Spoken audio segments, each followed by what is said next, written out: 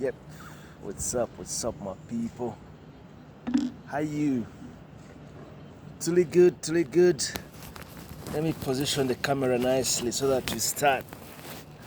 The synopsis. You got me. We are having a synopsis discussion on the story Memories of My Uncle, the late Mr. Patrick Kiwanuka Bukenya,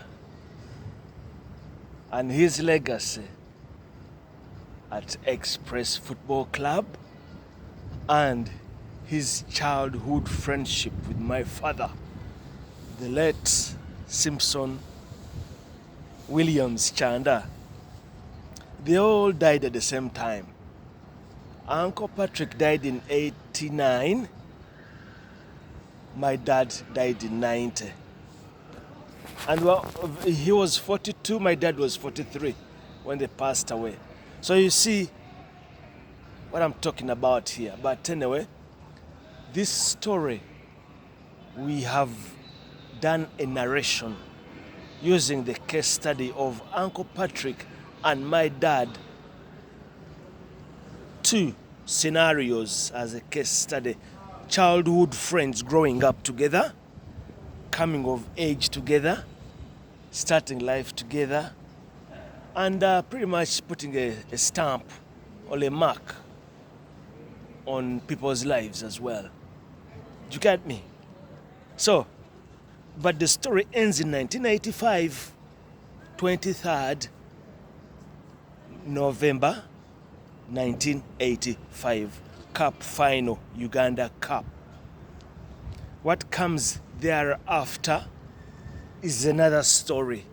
Probably at one point I'll come to it. Yes, probably. Let's get this one going on. Because we've looked at Express.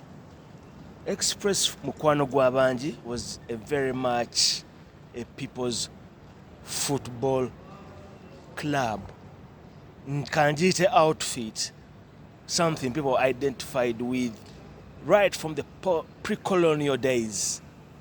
Mukwano Gwabanji. And then post-independence, it takes a direction of its own until it's banned in 1977. So, where are we now? Last week we talked about the impact and its ramifications.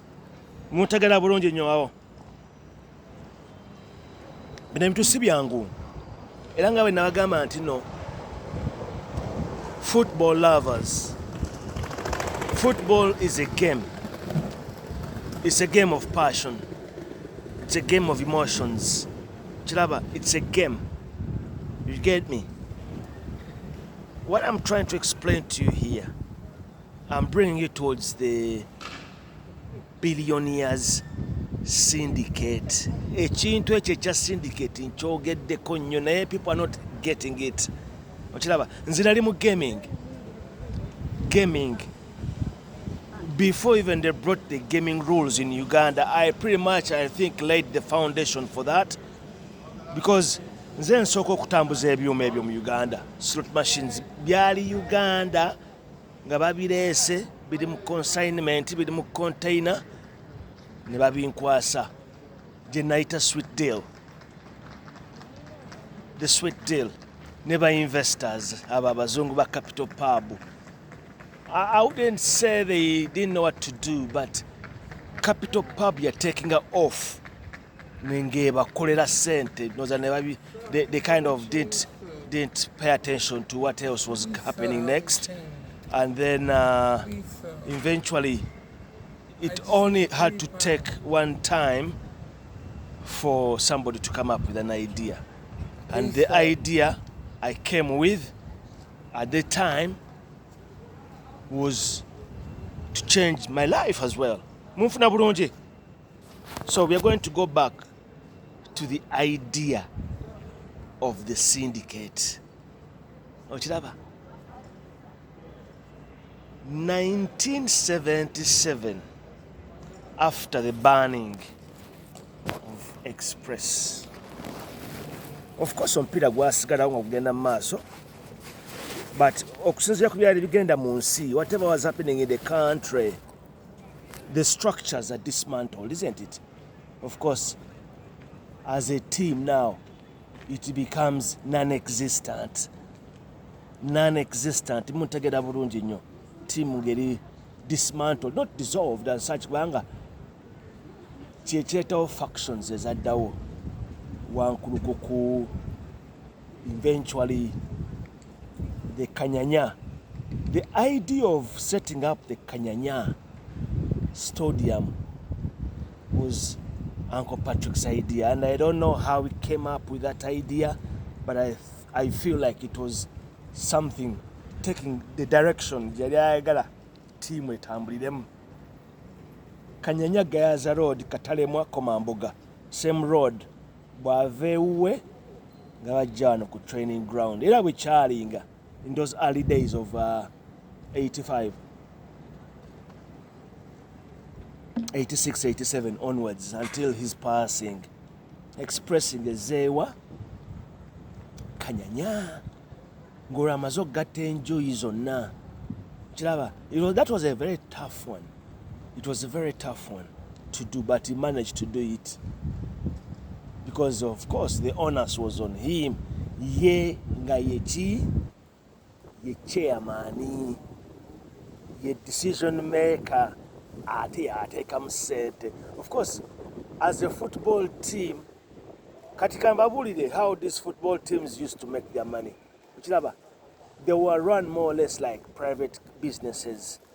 Naye kati gwe omugagga obaako naye by'osobola okukoleramu ttiimu eyo. Of course, I don't think they get collections that Nakivubo really can sustain a team or would have been sustaining a team at that time.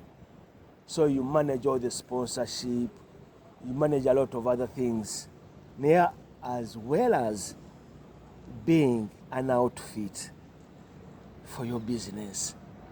Nti kambo example nga bwe nagamba General Parts nti sponsorinze ekintu nogamba oba Vida Sports Club yaleetanga programs ku TV ya sponsoringanga ebintu bingi nnyo, things like that. So it's like a window dressing into other things because football is the talk of the people. Kyekiri mu bulamu bwabwe. Kakati tudemu 85 people tugende mpola. Nabanyumiza last week olutalo bwe lwali n'ebyali bigenda mu maaso. Kiraba, okuva mu 81 paka 85 there was a lot of emphasis mu bya sports. Kiraba, ekyo ne ki openinga window mu byemizannyo mu masomero, mu byemizannyo mu league, a lot of football teams mushroomed. Ate ng'ezisinga ziri part of the state parastatals. Most banks had football clubs. Most industrial entities had football clubs. You know what I mean? Zali everywhere. So that kind of pretty much opened up the chain to keep things running.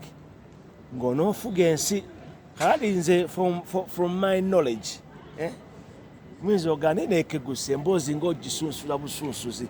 Why are you breaking it into bits? I have the knowledge, kiraba, from my education. Na degrees tugende mpola. Mpandise essays, mpandise policy papers, theses. Emboozi gye mbanyumiza siginyumyanga mboozi nti gundi yakola kino nti gundi ebyo biba byacana kitobanga aloopa sijui gundi yanoonye sukaali. No. This is distilled. Eno emboozi eri distilled. Era abamanyi byenjogera kuba bitegeera. Bamanyi kegusi wano okubyewo, wano obuuseewo, naye nawe ngenda okukuba mu billionaire syndicate eyo yali bweti because of what was going on in the country. Kiraba 81 to 85. Remember Obote yakomawo yakomawo mu ngeri ya kiyifuyifu and pretty much was ordained bamwambaza bwambaza kufuga and kinabagamba nti yali ku Nile Mansion awo yafugiranga. That is where the president weyamala emyaka 5 ng'asula mu hoteri era much of the activities in the country centered around Nile Mansions, Crested Towers, Subway. Simanyi oba State House yagisulangamu, ebyo sibimanyi, ali mwana mutaawo. And the country was left to the who's who. Yes, okay. Kinabagambye nti twalina government ya 81 to 85. Whether it was strong, whether it was not, but it was being challenged. It was being challenged by what was happening. Olutalo lwa Museveni lwali lugenda mu maaso eruweero. Olutalo olwo abaafiirwa ssente mu lutalo olwo, abaaluteekamu ssente, abaali balumanyi, ebyo tebinyamba, ebyo sibigendamu. It's not part of the discussion, okay? But what I remember that is relevant is nti abantu ab'amaanyi baali b'amaanyi, the billionaires abaali nga mu mwanyi, abaali nga mu banking, abaali nga mu service provider, abaali nga mu housing, abasajja baali b'amaanyi nnyo, abaali mu transport, of course n'ebyo bibeerawo. Nti kakati bwe kyatuwa ku mupiira, mulaba kyengenda, you see where I'm going? It was more or less like a lynch pad, or a linchpin, or a launch pad, nti to tell the situation in the country. Walina okubeera ng'oli mu byamasanyu bya mupiira.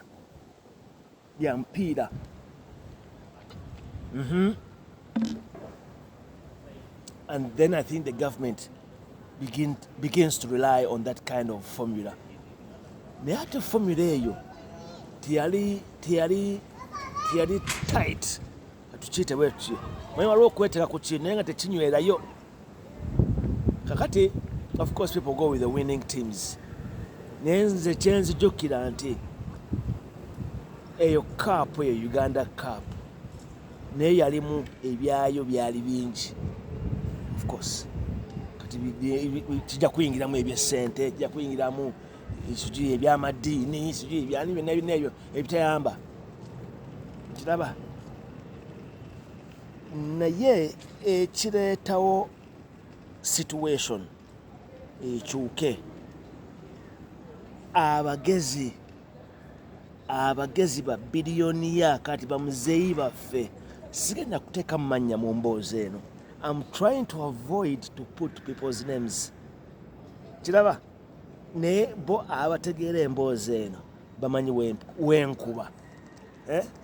Wengamba abaali mu banking, you would have names. Amanya gye gali, people who had indigenous banks, bannayuganda. Kiraba ebintu byaliwo naye nga these are entities, private entities, ba billionaires. Kiraba nze muzeeyo wange yali mafuta, ekyo kyo nkyogera, ne banna abalala ab'amaanyi. I will not tell you the names. Kiraba kati maama wange naye yali mu Uganda Development Corporation. Eyo corporation yalimu ebintu byonna ebyenfuna, obugagga bw'ensi kwe bwali buyimiridde.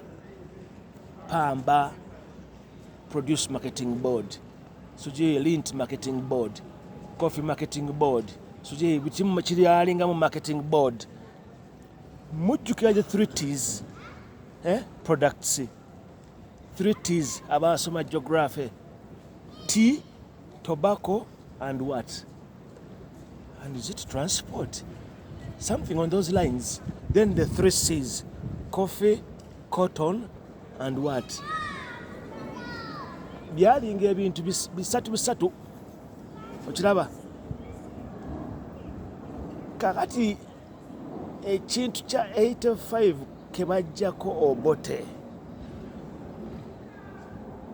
nkiddemu nti kasita bajjako Obote abaali balimanyi ebigenda mu maaso baali tebayagala biddemu ekyaliwo mu 79 ffenaffe twaddukiramu Ekizairo nali mwana muto basabasaba nga tuli Kololo Summit View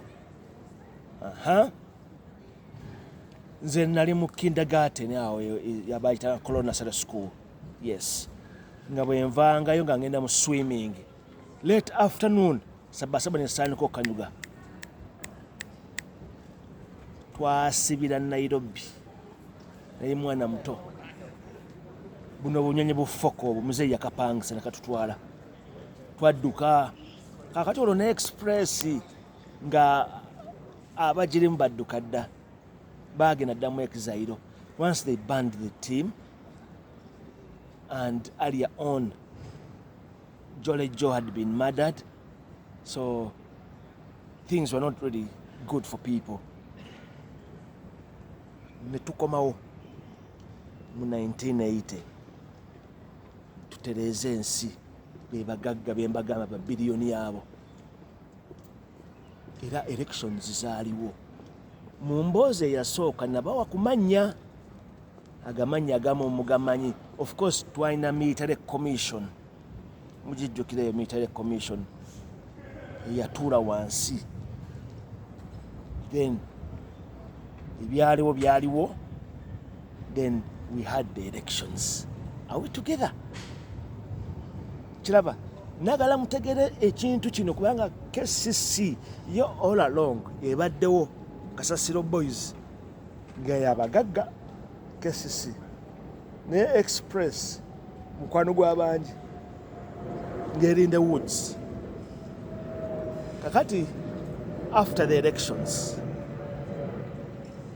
tandika government endala tuli together express etandika okukomawo mpolampola and then of course the factions that mushroom throughout the time when it is banned the factions zenabagamba we batuukira mu 85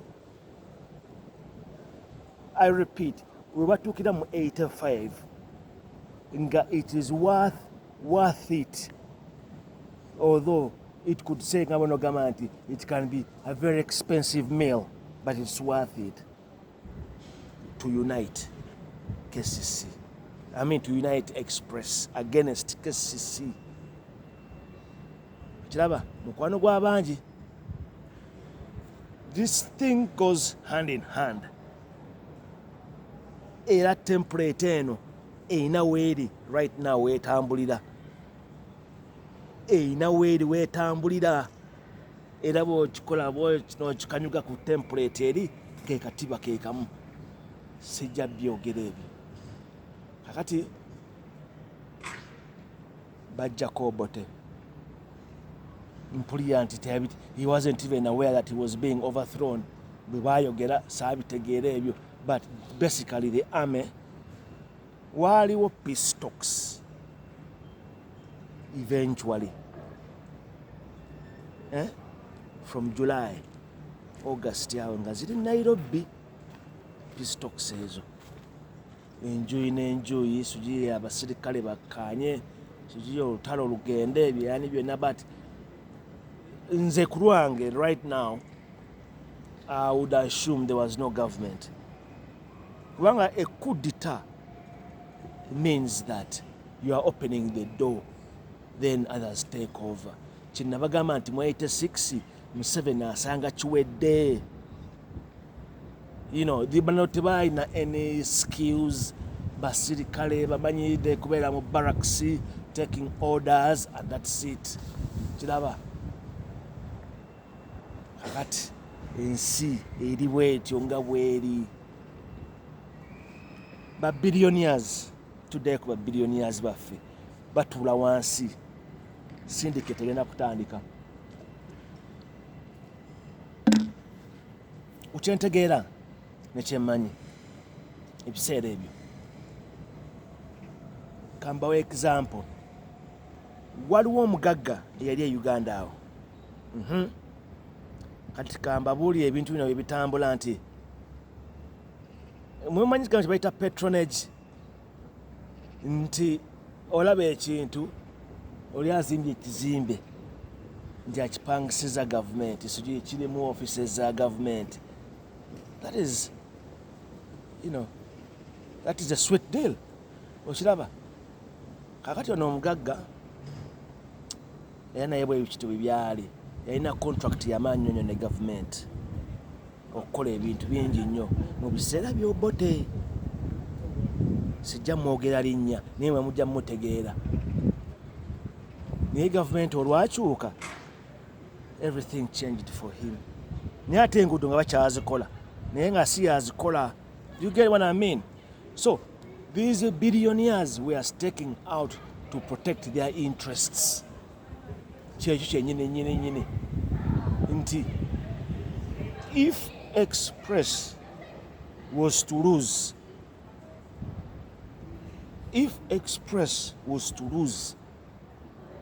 in the current situation, things were not going to settle down. Kubanga nze nali nakivubo ne muzeeyi wange ku mupiira ogwo nalaba kye bayita excitement, gye bayita fever pitch, and that began way from the beginning.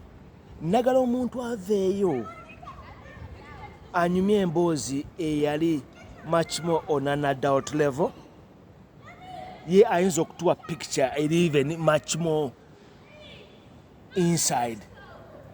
Kubanga abantu bajagana, abantu bazina, abantu beeyagala, nga ekintu kino kiringa something that swept the country because of football. So in the essence it was helping to glue the country together. Era n'oluyimba lwa KCC era oluyimba n'olwa Express baazikuba Peterson Mutebi. I've shared those songs. It is very, very interesting, people, how this thing played out. Akati muzeeyi wange ne bagagga banne, bannagagga babilioniya banne abavuganga Benz bwe baabayitanga, nabo ndowooza baalaba ebigenda mu maaso ne batuula wansi ne bakola syndicate. Syndicate yali ya ssente. Kati nga nze yali mu gaming industry, entertainment, I know what a syndicate is. Abazaala naye akuba kati bwe bibeera ebyabagagga, ssente ziba ku mmeeza, real money, cash. Era ssente nze nazirabako, nabagamba bazireeta n'awaka, zaali mu kisenge, muzeeyi wange yazitereka. Of course syndicate bwe yaggwa ssente zaali ziweddewo, ate ne bye baafiirwa ebirala byali bingi nnyo. Kiraba abagagga nabo bafiirwa ssente. They make winnings, they make losses as well. Kati abamu abalina zitenda zaafa. Tenda zitegeeza ki? Kusupplyinga gundi ebyo walinga kibayitanga, simanyi mukyabijjukira ebintu ebyo, nga okusupplyinga ekintu kyonna mu gavumenti gy'oteeka tendayo. Era nabeerawo ne scandal nti abantu basupplyinganga empewo public. Later on gundi ebaajwa n'abaswishi procurement, public procurement service. Munzijukize mukaawa bamanye ebintu ebyo kati byenjogerako bikwatagana n'ebyo ebintu kiraba ba billionaires byebibeerawo mu nsi. So naye what we shall conclude with people nti mzee wange, I think ya colluding. There must have been a collusion inside collusion eyaluka ekintu ekyo ekya decisive win in the interest of Express.